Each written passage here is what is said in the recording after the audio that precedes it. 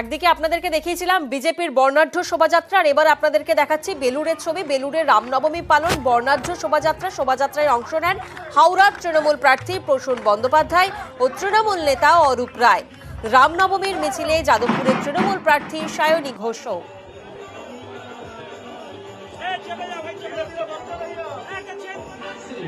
বেলুড়ের ছবি এই মুহূর্তে আপনারা দেখছেন। বেলুড়ে কিন্তু রামনবমী পালন হচ্ছে, একেবারে বর্ণাঢ্য শোভাযাত্রার ছবি ধরা পড়েছে এবং শোভাযাত্রায় অংশ নিয়েছেন হাওড়ার তৃণমূল প্রার্থী প্রসূন বন্দ্যোপাধ্যায় ও অরূপ রায়।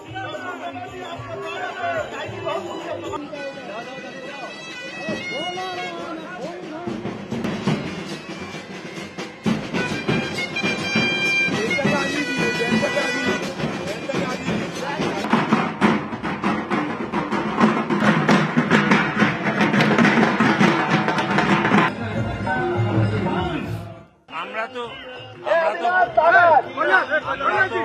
পুজো দেখি, তো আমাদের সবাই আছে একসাথে, রামও আছেন, কৃষ্ণ আছে, সবাই আছে। এখনো বলছি না এবং এটা হলো কোনো অভিযোগের অসুবিধা নেই। আমাদের ইলেকশন কমিশন পাওয়ার দিয়েছে আমাদের, আমরা ইলেকশনটা করতেই পারি। কিন্তু আমার বক্তব্য, আজকের দিনটা গর্বের দিন। আমরা জন্মেছি তখন থেকেই আমাদের কিন্তু রাম আছে।